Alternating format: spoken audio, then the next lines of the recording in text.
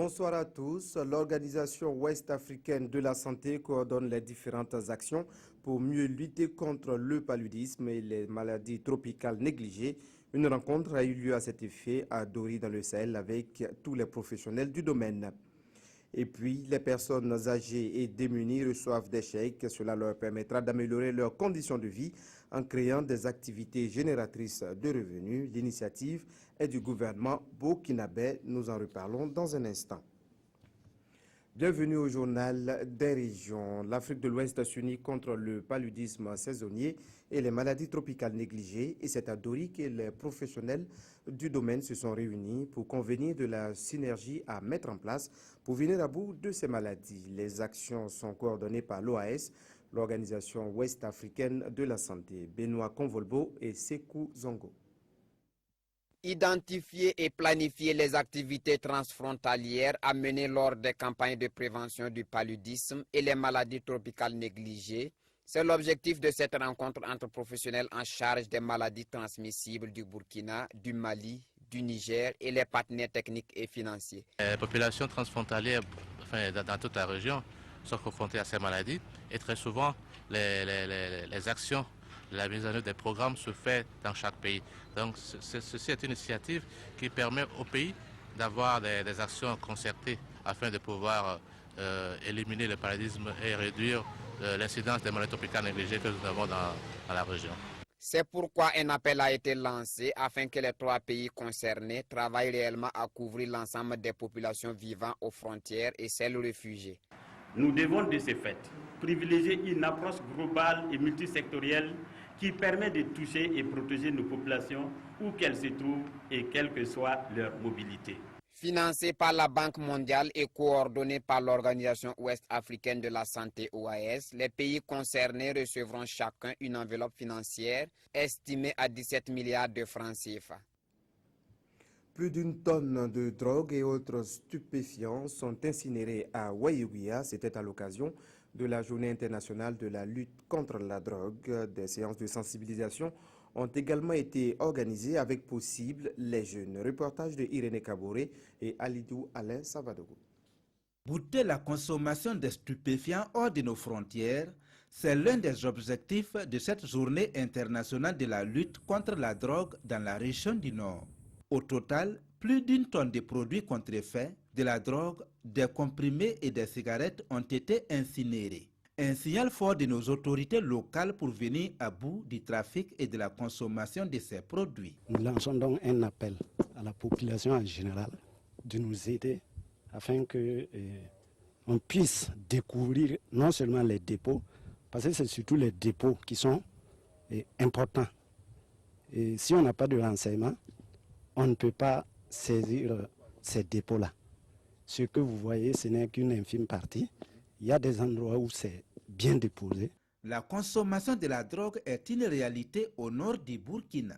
Et l'autorité régionale invite la jeunesse, qui est la partie de la population la plus impliquée, à se défaire de la consommation de ces produits. La jeunesse constitue l'avenir de notre pays.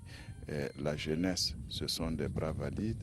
On ne peut pas rester indifférent face à ce phénomène. Plusieurs modes opératoires ont permis à la douane et aux forces de défense et de sécurité de récupérer ces stupéfiants. Autre combat, cette fois contre la corruption. C'est une campagne du ministère de la Justice à Fadangoma et à Dédougou. Les acteurs de la justice et ceux de la société civile sont les premiers concernés par cette campagne de sensibilisation justement. Le début des échanges a eu lieu à Dédougou. Assami Kaboré, Aïcha Dianda et Nayaldo Paul Sawadogo.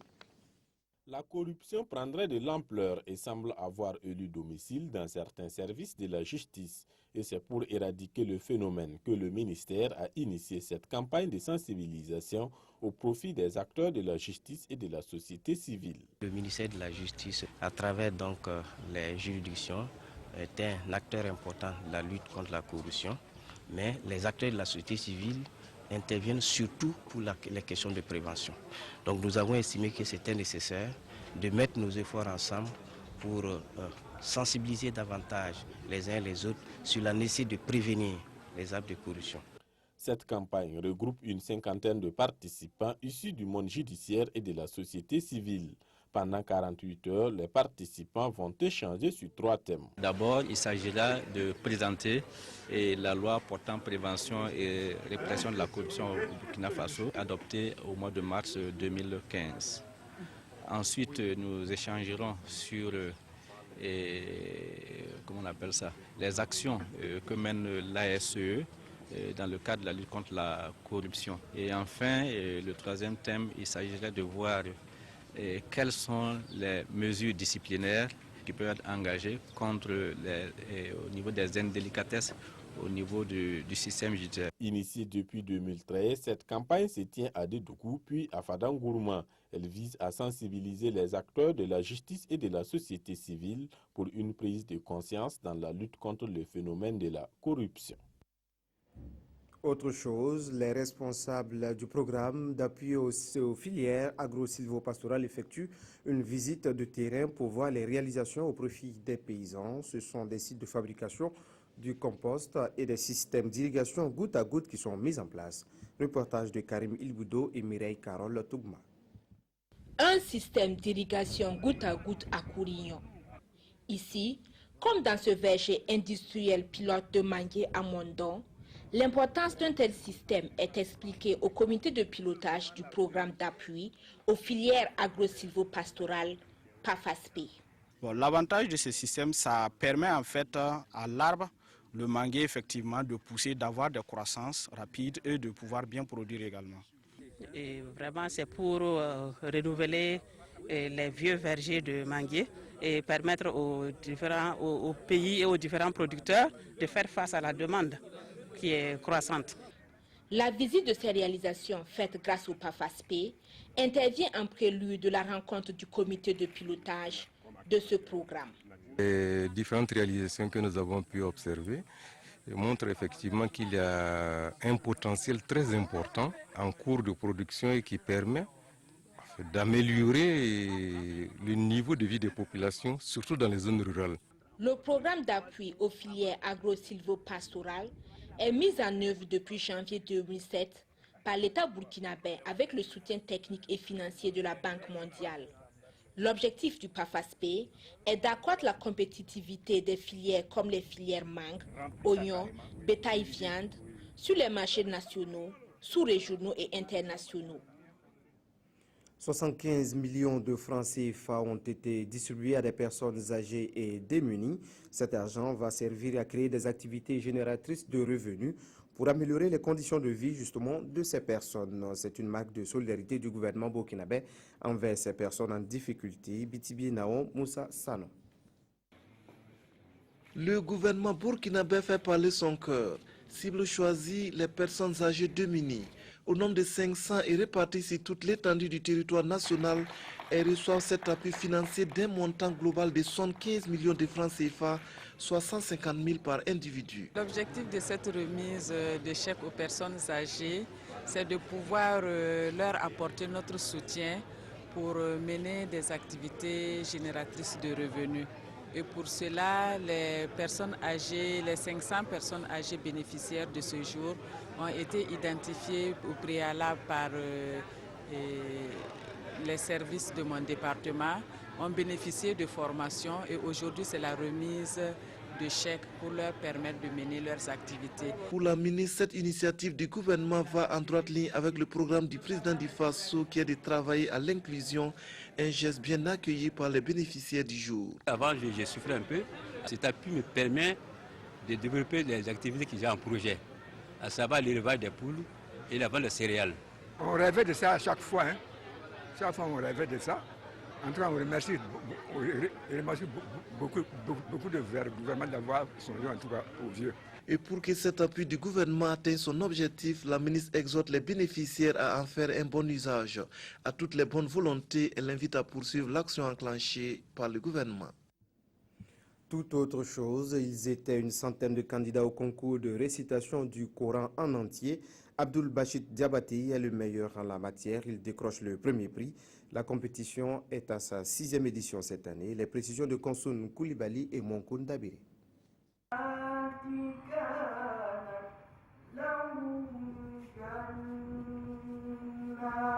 Après 6 ans d'études, Abdul Bachir Diabaté s'est inculqué le Coran et le récite à souhait. Une maîtrise qui lui vaut d'être aujourd'hui lauréat de la 6e édition du concours de mémorisation du Coran. Cet étudiant en théologie remporte ainsi une moto et la somme de 100 000 francs CFA. Je trouve que la lecture du Coran est une grande chose pour les musulmans.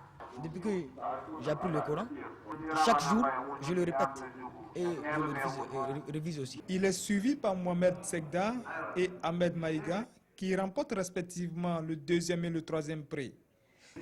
Selon le cheikh Ismaël Dera, le Coran est un maillon essentiel sur lequel repose le fondement de l'islam. Et les promoteurs de ce concours veulent faire de la lecture et de la mémorisation du Coran un devoir. C'est avec les versets du Coran qu'on lit à chaque prière et pour prier. Donc il faut avoir la connaissance de ça et la traduction de ça. Et ce boulot permet aux uns et les autres de travailler davantage pour pouvoir mieux prier. Cette édition a enregistré la participation d'une centaine de candidats. Et pour les prochaines éditions, les organisateurs veulent ouvrir la compétition aux filles.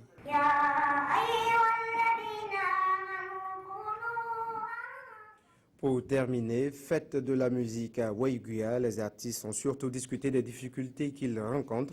Ils ont aussi trouvé la nécessité de s'organiser davantage pour le rayonnement de la culture dans la région du Nord. Retour sur la fête de la musique à Waiguia donc avec Irénée Kaboré et Alidou Alain Savadogo.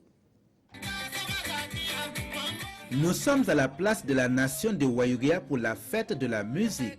Première du genre, l'initiative vise à créer un cadre d'expression culturelle pour les artistes de la région. L'absence de studios de production, le manque de communication et de fédération des artistes sont, entre autres, les difficultés de ces musiciens. Nous voulons une fédération pour être un peu plus représentatif au niveau de la commune de Waiguia et petit à petit être représentatif au niveau de la région et pour qu'on n'ait pas rejoindre la Pro FN. Malgré les difficultés rencontrées, pour les responsables de la culture, cette première édition a connu un succès. Pour un coup d'essai, ça a été un coup de maître parce que c'est la première fois que la fête de la musique est célébrée dans la région du Nord. Et on s'est rendu compte que vraiment c'était un vide qu'il fallait combler. Tous les artistes se sont mobilisés comme un seul homme et ils ont pu faire cette édition-là. Il faut se dire que la première difficulté que nous avons, c'est le problème de finances. Et la deuxième difficulté, il faut se dire que nous avons atteint un niveau où les artistes étaient un peu éparpillés. Chacun essayait de rouler sa bosse de son côté, mais je pense qu'ils ont compris le message. Ils ont vu et ils ont constaté qu'il fallait effectivement se mettre ensemble. Une caravane de mobilisation, une animation musicale à la maison d'arrêt et de correction de Waiguia ont aussi marqué cette fête de la musique. C'est tout pour le JT des régions. Merci de rester sur la télévision du Burkina.